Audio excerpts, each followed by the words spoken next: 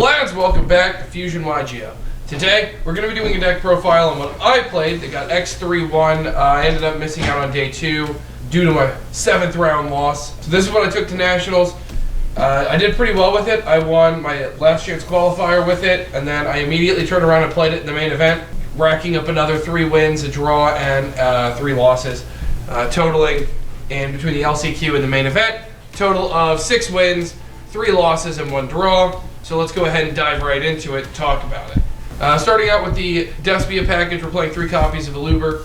Aluber is obviously the heartbeat of the deck. His effect goes off, you get to search any branded spell or trap. This could set you up for future plays, depending on what's in your hand. Really sets up hand composition really nicely, so you have to play 3 of it. Playing 3 copies of Despian Tragedy. So Tragedy's second effect came up for me a lot during the weekend.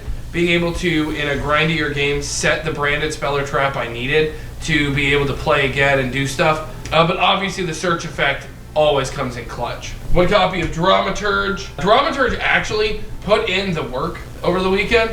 Being able to negate Halki Fibrax's effect stopped a lot of the Dragon Link players. This card is actually insane because they'll summon the Halki Fibrax, you just save that, you use its effect, target it, negate its effects, and now they don't get to summon off of it. 1 copy of Ad Libitum. Ad Libitum is the one that lets you recur resources. This card I recycled a lot off of Lubellion. 2 copies of Fallen of Albaz. I never missed a 3rd. I thought 2 was correct. I still think 2 is correct. But being able to force interruption because it's a super poly with legs is insane. Like I said, this card is just really good. We are also playing 1 copy of Albion the Shrouded Dragon.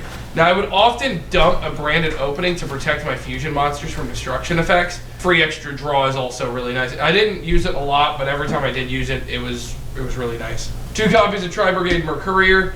It's a searchable hand trap inside the strategy, which is really cool. It also lets you add any card that lists Fallen of Albaz when it's banished, which is really good, because you can banish it off of things like Fairy Tale Snow, which comes in clutch. Hand trap effect came in a lot during Nationals.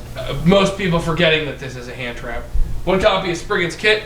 It's a secondary Aluber, and if you have a monster that lists Fallen of Albaz as material on it, you can special summon it for free, which is nice. You just have to put a card from your hand on the bottom of your deck. One of the things you could do with this is put a Fallen of Albaz on the bottom of your deck from your hand, allowing you to resculpt your hand how you need to. So this card at 1 is perfect. I never wanted more. 3 copies of Branded Fusion. This is the power spell of the deck.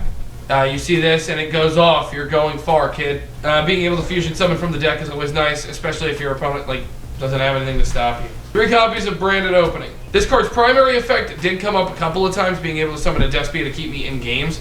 The second effect, Preventing Destruction, actually saved me in a game, and I ended up being able to come back on the crackback and win the game because of that secondary effect.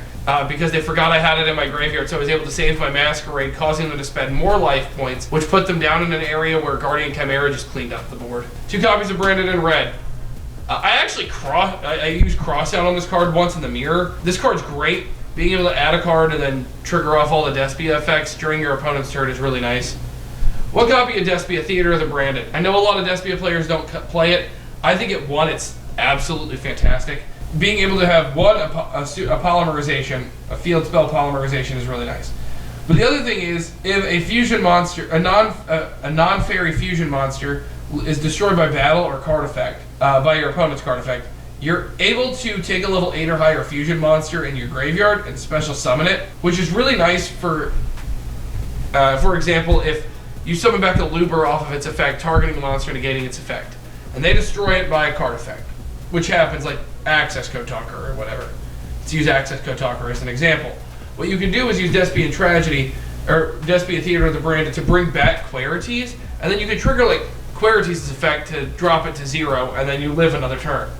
1 copy of Branded Lost. I don't think I need to speak on this one ever again, but Branded Lost, being able to prevent your opponent from responding to the resolution of fusion summons is insane. Being able to prevent them from negating the activation of effects that include an effect of fusion summons is insane. The fact that you get to search Tri-Brigade Mercourier or Fallen of Albaz or Spriggan's Kit or Albion the Shrouded Dragon is also insane. That does it for the Despia lineup. Next up, the Fright for Patchwork engine. So 2 Edge of Chain, 2 Fright for Patchwork, and 2 Polymerization. This little engine right here is the little engine that could. It gets you where you need to go, being able to go +3 in some instances, and end with a board that really disrupts your opponent's ability to play the game.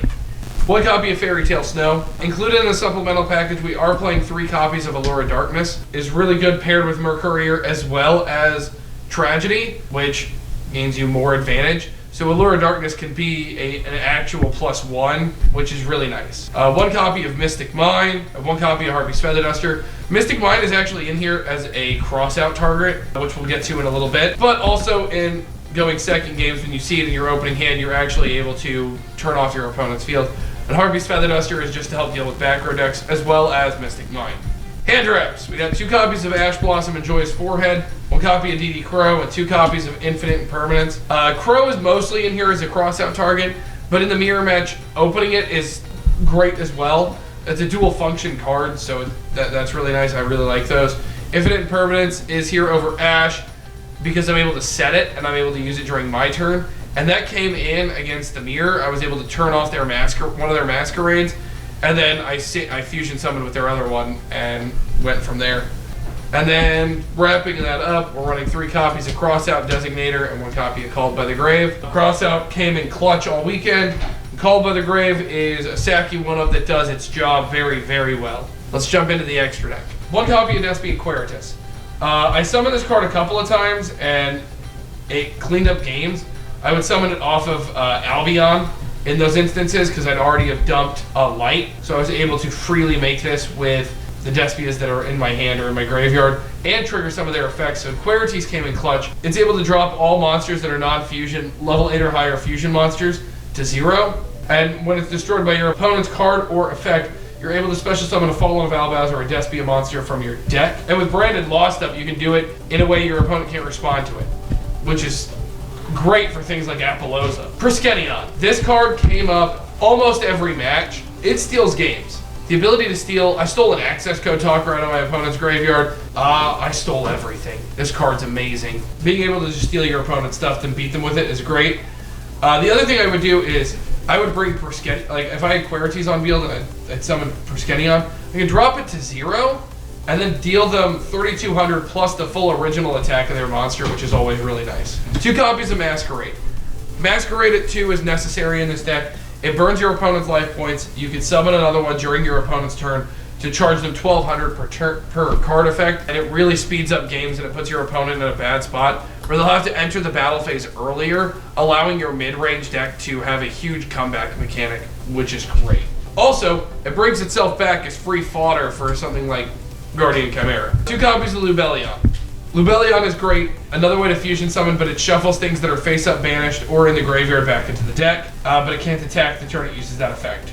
And it's a light, so this is one of the ways you can make Priskennion is using Lubellion's effect, shuffling itself back in, because Mirror Jade isn't always the answer, so you can summon Priskennion, steal another monster of theirs, and then just go in for game that way.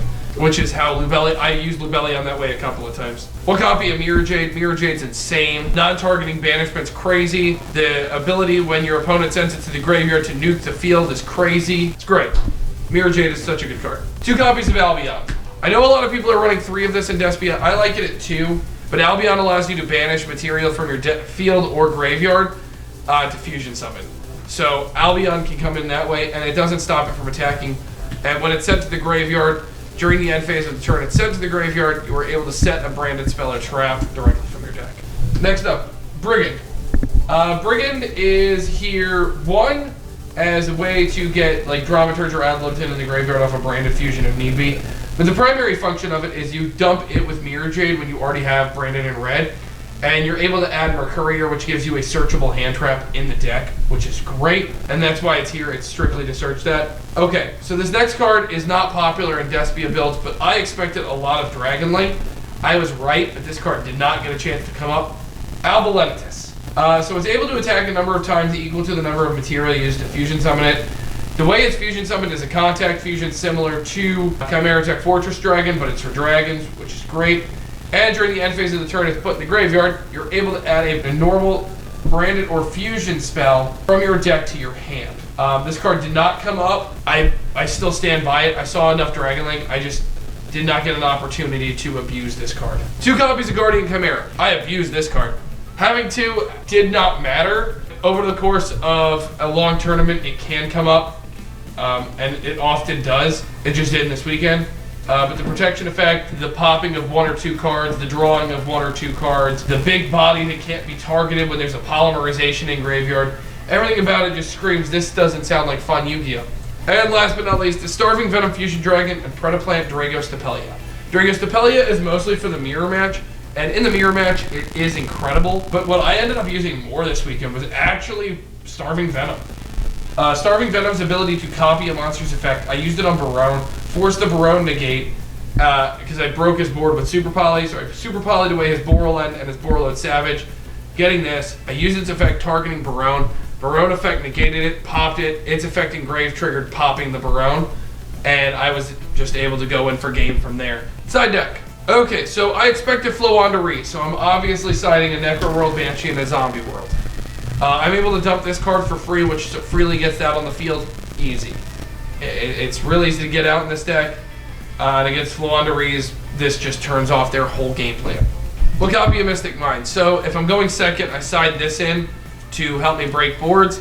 It did come in. 3 copies of Dark Ruler No More. This deck does a lot of hand gain, and I found that Forbidden Droplets was something that I just didn't want in the deck, but I still need a Dark Ruler to deal with things like the Punk board, the Dragon Link board. This card equalizes, so I ran with Dark Ruler. Next up, 3 copies of Twin Twisters. It's specifically there to deal with things like Dimensional Barrier, Anti-Spell Fragrance, and the like. 3 copies of Super Poly. I sided this in against every Dragon Link player, and I sided it in every mirror match, and I saw it a lot, and it always came in clutch. Card's great. Mandatory 3 of in the side. The card I probably sided in the least for, like, it came up once. Dimensional Barrier. It came up once in a Dragon Link game. I was able to stop them from Synchro Summoning, which shut off their turn. But normally I sided in to cross out it. I do side it in for the mirror match. I do side it in for other matchups. D-Barrier is one of those cards that I could possibly cut down in the side deck, but it's really good. That is going to do it for the branded Despia deck profile that I played at Nationals over the weekend. I hope you guys enjoyed. If you did, make sure you smash that like button. Subscribe if you haven't already. We are doing a whole lot of fun stuff. If you haven't checked out the vlog, check out the vlog. Now you know what I've played, so it gives a little bit more context to the vlog. And until next time, lads, good fun. Have luck.